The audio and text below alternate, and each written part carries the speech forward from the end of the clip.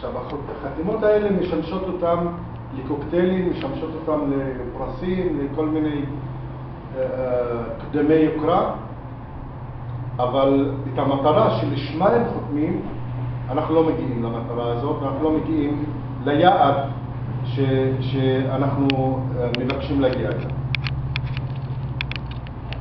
דיברו איתנו גבוהה על שלום, דיברו איתנו על הסכמים שיסיימו את הסכסוך, הסכמים שיביאו לנו מזרח תיכון חדש, ובעצם הם עוררו שד שלא היה קיים. הטרור והשנאה שגברה מאז 93, מאז אסון אוסלו עד היום, הולכת וגוברת והולכת ומבחינתם הוא הופכת להיות איכותית יותר וממוקדת יותר ויעילה יותר. אז שיח החרשים התחיל בכך שאנחנו מדברים פולנית, השפה של פרס, וערפאת עונה לו בבדואית. ופולני לא מבין את הבדואי והבדואי לא מבין את הפולני, וכולם חורשים מילים וסיסמאות, ואנחנו לא יודעים מה קורה בחדר הקטן, ונותנים לנו לחיות באופוריה כזאת שהכל בסדר והכל מתקדם ויש התקדמות ויש צעדים בוני אמון ויש, ופתאום אנחנו רואים את עצמנו נותנים לארגון טרור לבוא להקים תשתית מדינית שממנה הוא יפרח ויגדל ואפילו יתפצל לכל מיני גופים אחרים.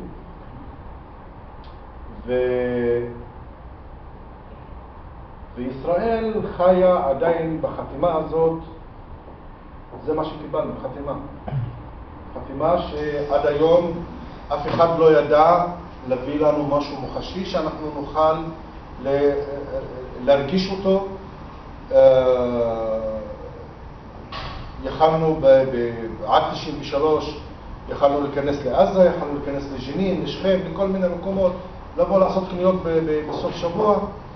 היום אנחנו רואים את המדינה שלנו נסגרת, במקום שיהיה פתיחת גבולות. אם אתה עושה שלום עם גורם אחר, אתה מצפה ליחסים של תיירות, מסחר, כל מיני יחסים אחרים, ואנחנו רואים שאנחנו נסגרים יותר ויותר בבואות וזה, עד שאפילו היום למסגד אל-אקצא הם מנכסים אותו לעצמם, והם מונעים מאיתנו להגיע לחלק הקדוש שלנו, כן?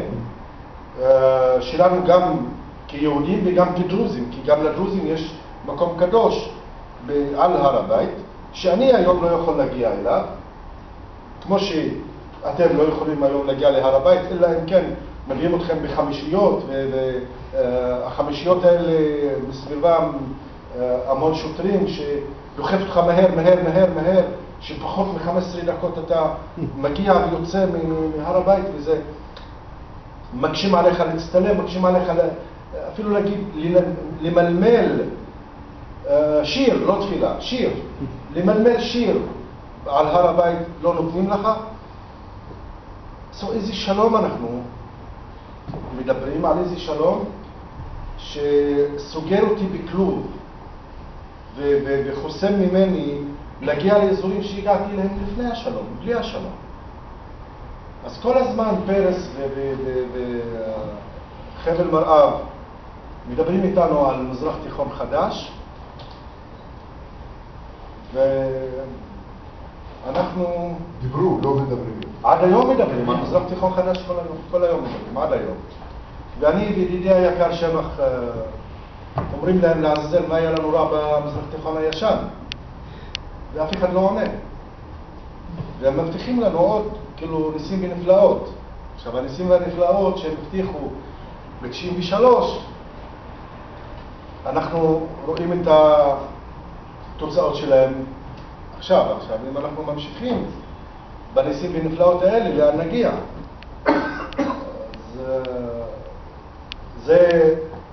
זה שהתנהל שיח חרשים, אנחנו לא הבנו אותם והם לא הבינו אותנו. טוב להם היה שלא להבין אותנו, אבל אסון בשבילנו היה שלא להבין אותנו. אנחנו ראינו כל מיני כתובות על הקיר, רק מי שצריך לקרוא לא ידע לקרוא אותם, והם לא הסכימו שאני אתרגם להם. ואני מסביר להם, חברים, אני מצאצא יתרו, והמצווה שלי, כמו שעשה יתרו, לבוא להזהיר את בני ישראל, לצאת את מצרים, שלא יהרגו אותם. אני גם יש לי את המצווה הזאת עד היום, לבוא ולהזהיר אתכם, שלא תיכנסו למכשול הזה, כי יש פה כוונה לחסל אתכם, כמו שפרעה התכוון. יש פרעה גם ביהודה ושומרון היום יושב. והבעיה, אלה שצריכים להקשיב ואלה שצריכים לנקוט עמדה או יוזמה או מעשה, מתעלמים מהאזהרות האלה ומתעלמים ואומרים לך לא. יש תקווה, יש פרטנר. כן, יש פרטנר, זו מילה שממש כולם מבינים אותה, כי היא באנגלית, אבל פרטנר למה לא הסבירו לנו, למה, איזו מטרה הפרטנר הזה. הראייה הישראלית להסכמים יכול להיות הייתה תמימה, באמת רצו להגיע לשלום עם כל ערביי המזרח התיכון, אבל בדרך הם לא שמו לב שלא רק שהשנאה במזרח התיכון גוברת וגודלת, אלא גם אנחנו מאבדים את השלום שיש לנו עם מדינות אירופה ועם ארצות הברית, ואנחנו מתחילים לאבד חברים. והיום זה סיסמת הבחירות של בוז'י הרצוג ושל לבני, כן? זה סיסמת הבחירות שלהם, שאנחנו במצור מדיני ואנחנו לא אוהבים אותנו בעולם. לא אוהבים אותנו בעולם לא בגלל ביבי נתניהו, לא אוהבים אותנו בעולם בגלל שמעון פרס, בגלל יוסי ביילין, בגלל כל הקטנים האלה שמתרוצצים בין הרגליים ומנסים להחזיר עוד ולוותר ולזרוק ולהפקיר. עד שאתמול זה היה ממש מחריד לשמוע שיהודים ישראלים מגיעים לחברון כדי למחות נגד ביקור נשיא המדינה של ישראל בקברי אבות של העם היהודי, ואומרים לו, זה לא המקום שלנו. אז של מי זה? מי קבור שם? אם אין היסטוריה, אין עתיד. מי שמוחק את ההיסטוריה שלו, על איזה עתיד הוא חושב? לאן הוא חושב להמשיך? עכשיו, בוא נניח לעמדה הישראלית או לראייה הישראלית. אוקיי, עושה שלום במרומה, ואנחנו מכירים את זה, אנחנו עם שרוצה שלום, רוצים אחווה, בוא נסתכל לצד השני. בוא נתחיל קצת לקרוא את השורות, את המילים, מה בין המילים, מה בין השורות של הצד השני. בואו נפסיק את השיח החרשים הזה ונתחיל ללמוד ערבית ולדבר ולשמוע ולהבין את הערבית. אוקיי? תאמינו לי שאם כולנו נתחיל לדבר ערבית כדי להבין את הערבית,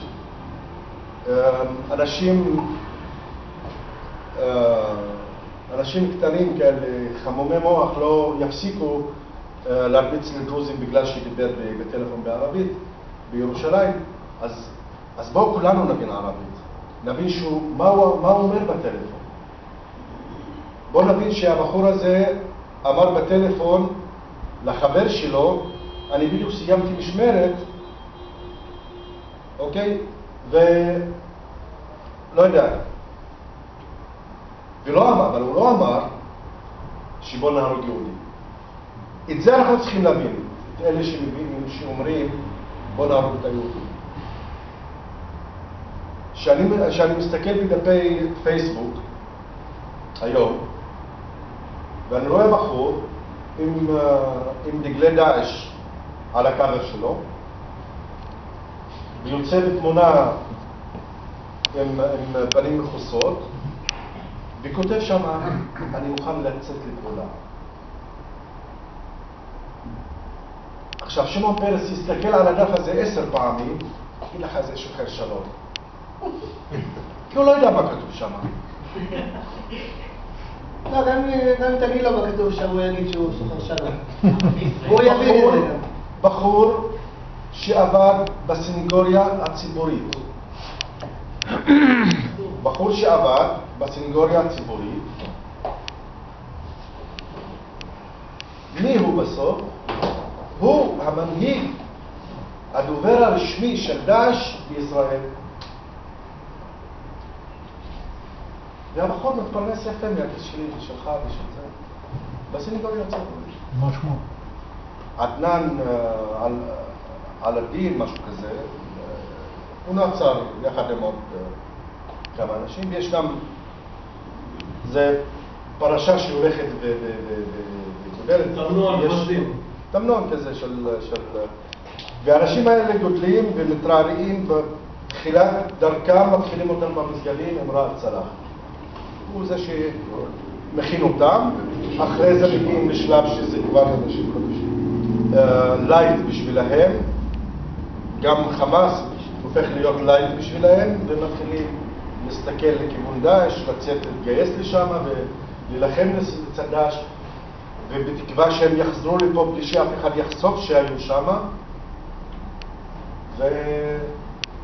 והשבעה האלה, היעד שלהם, התוכנית שלהם, היה דבר ראשון לחטוף חייל דרוזי או צעיר דרוזי ולשחוט אותו.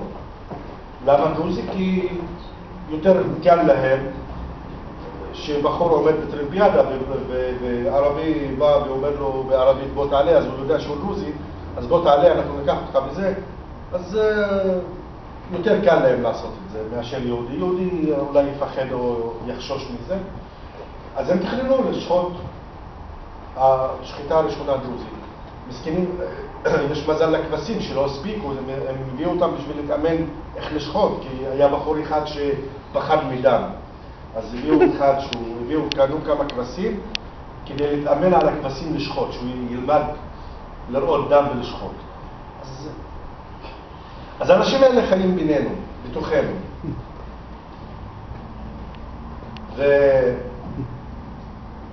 ובגלל זה אנחנו צריכים ללמוד, לקרוא אותם, ללמוד, לדעת מה החשיבה שלהם, מה הראייה שלהם.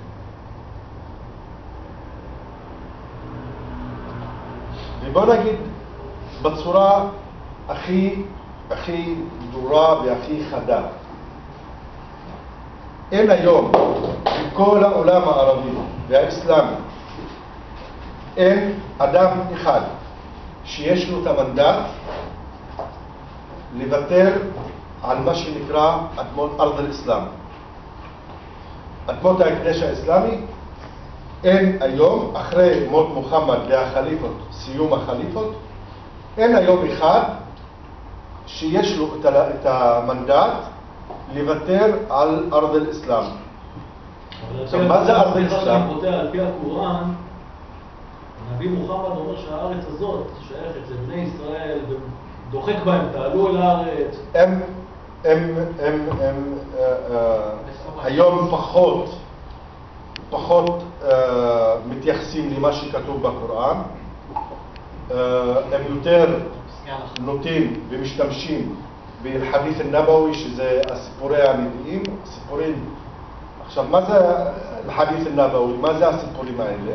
מישהו ששמע ממישהו ששמע ממישהו. מישהו ששמע ממישהו ששמע ממישהו ששמע ממישהו, זה שרשרת של אנשים שעד שאתה מגיע בסוף למי ששמע ישירות מהנביא מוחמד. אני זוכר שהיינו בגן ילדים, היו אומרים לנו תשבו בעיגול כזה, אתה תספר לשכן שלך משפט ועוברים עד שזה מגיע אליך חזרה בסוף, ואתה רואה כמה המשפט הזה משתנה. אז זה בדיוק האמינות. יכול להיות שהם פשוט לא מקבלים אותנו כאותם יהודים שגרו פה בתקופת הקטנה, שהם רואים בנו בכלל הם לא מכירים באף אחד, לא רק ביהודים. אבל יש להם כאלה שמשתמשים בזה, אתם לא היהודים ההם, אתם... כן, אבל יש משהו הרבה יותר עמוק. הרבה יותר עמוק מזה. אז בואו לענייננו כאן. אין היום מנדט לאף מנהיג ערבי אסלאמי לוותר על מה שנקרא ארד אל-אסלאם. אין לאף אחד מנדט. וארד אל-אסלאם זה לא רק מדינת ישראל, ולא רק ארץ ישראל. גם לבנון, גם ספרד, כל מקום שהגיע אליו האסלאם בימי מוחמד, כל השטחים האלה נקראים ארד אל-אסלאם. עכשיו, ויש להם מצווה להמשיך את הפצת האסלאם בשאר מדינות. סליחה. ככה מי שחשב שגם הגבול שלהם זה ספרד, זה לא הגבול שלהם הסופי, יש להם עוד תהליך נוסף שלא הסתיים והם מתכוונים לסיים אותו, והם עושים אותו יפה מאוד עכשיו באירופה בצורה מדהימה. אתם לא תאמינו איך זה, מי שראה אולי, יש את השתי תוכניות האלה של צבי יחזקאלי, שהוא נגע בפינות של מה שמתרחש באירופה, כן? האסלאם הולך ומשתרש ומתפשט באירופה בצורה מאוד מהירה. אז אם יש איזו מלחמה קטנה, זה לא רק אנחנו, כן? יש עוד אחרים. אבל אנחנו זה, כי אנחנו נמצאים הכי קרוב אליהם. אז הם לא תמצא מישהו שיהיה מוכן לוותר על ארד אל-אסלאם. ואפילו שאתה יושב עם אנשים, בוא נגיד בחברון, יש ג'עברי אחד, חאג' ג'עברי, אתה מכיר אותו השבע, כן? חאג' ג'עברי בא ואומר לך, חבר'ה, שלום, כמו שאתם חולמים עליו, לא יהיה.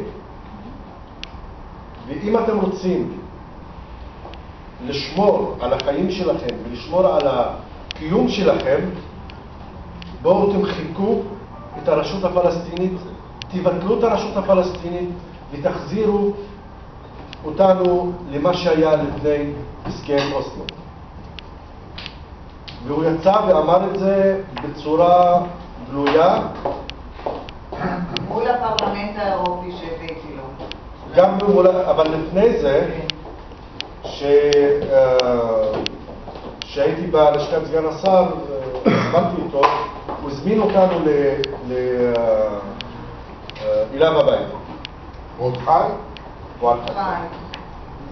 הזמין אותנו אליו הביתה, יחד עם תקשורת, והוא אמר את זה בפנים גלויות, לידיעת כולם, בצורה שאין עליה ויכוח. חי בזמן שלו. זה היה מצולם? מצולם, יש את זה בערוץ 7, וידאו, זה נמצא ביוטיוב, יש את זה ביוטיוב. תסתכלו אצלי בפייסבוק. ומי זה הבן אדם הזה? שייח' ג'עברי. שייח' ג'עברי, זה, בוא נגיד, הוא המנהיגות הכי חזקה בחברון, שהציקו לו אנשי הרשות, הוא פשוט קיטר את המפקדה שלהם והעלה אותה באש על האנשים שישבו שם. אז זה בן אדם שטוב שהוא בצד שלנו, כן? אז הוא קודם כל בצד של עצמו. רגע, מה האינטרס שלו באמת להתנהג ככה? יותר ממה שהמצב שלנו כישראלים הוא רע מאז אסון אוסלו עד היום, המצב של הפלסטינים הוא רע בהרבה יותר. אוקיי? מבחינה כלכלית, מבחינת רווחה, מבחינת חופש. נכון שאתה רואה אותם בתקשורת, בפייסבוק, בכל מיני מקומות שמדברים נגד ישראל. אבל תסתכל על אלה שניסו פעם לדבר נגד הרשות הפלסטינית, אז זה גם נגזל מהם. רגע, הם רוצים אז שישראל יגן עליהם מכל הערבים מבחוץ? לא, הם מעדיפים לבטל את הרשות לא, זה הפלסטינית. ברור. מה יקרה שמתי שיתבטל? מי יגן עליהם מכל הערבים שבחוץ? זה בדיוק. לא, אף אחד לא תקף אותם לפני זה מהערבים מבחוץ. אף אחד לא תקף אותם. אז הם ימשיכו. הם חיו בחיים מאוד טובים. הם עבדו, לא היה להם שום בעיות, לא היה פיגועים, אז היה אחד בשוליים, אחד פה, אחד שם, זה לא היה משמעותי. האינתיפאדה זה היה אירוע מזערי לעומת אירועים קטנים שקורים היום בתוך ישראל, לא ברשות. וגם בואו לא נשכח שהאינתיפאדה תסתכל מה עשו באבו סנאן. איך הם תקפו את הדרוזים? למה? בגלל שהדרוזים משרתים בצה"ל ובגלל שמי שנתפס כגיבור מלחמת עזה האחרונה הוא דרוזי. אוקיי? ולפי איזה חוקים הם התחילו לבטל את הרשות הפלסטינית? הרי בשביל זה עשו רשות הפלסטינית, כי הם לא רוצים לחיות לפי חוקים של ישראל. לא, היה להם טוב, לפי החוקים של ישראל היה להם הם טוב. רוצים לחיות לפי חוקים של ישראל? היה להם טוב לפי החוקים של ישראל, לפי החוקים של המשטר הצבאי ברשות הפלסטינית, היה להם טוב. אפילו תחת המשטר הצבאי היה להם יותר טוב ממה שקיים היום. כן? אם אתם תבקרו במפעלים ביהודה ושומרון, באזור תעשייה ברקן, אתם תשמעו מהעובדים שם שהם נגד החרמת התוצרת הישראלית של המפעלים ביהודה ושומרון, כי זה המקור פרנסה שלהם. בסדר, ולשלוח להם. יש את זה כבר, זה כבר הרבה. אבל אנחנו בסוף, אנחנו נעשה חלק שבו יהיה לכם יותר אינטראקטיבי, אנחנו רוצים להגיע לתוכנית שזה העיקר של הערב, ואנחנו רוצים לתת אינפורמציה על כל מה שאנחנו רוצים לעשות, מה ראינו ואיך אנחנו עובדים עם כל זה. אז אני אסיים רק במשפט אחד. לפי העובדות של הדתיות של האסלאם, לא יכול להתקיים מצב של שלום, כפי שמנסים למכור לנו בישראל. לא יכול להתקיים מצב של שלום אמיתי, עם גבולות פתוחים, בלי טרור, בלי פיגועים. זה לא יכול להתקיים, מסיבה שאין היום מנהיג אסלאמי שיש לו את המנדט לוותר על ארץ האסלאם. ולוותר על ארץ האסלאם זה נקרא כפירה, שמי שחותם על ויתור כזה דינו מוות, ומי שמבצע את גזר הדין יהיו אנשים דתיים או מתוך, אפילו יכול להיות ראאד סלאח יעשה את זה, אבל לא ייתנו למצב כזה להתקיים של שלום, ולא נחיה בשלום לפי התנאים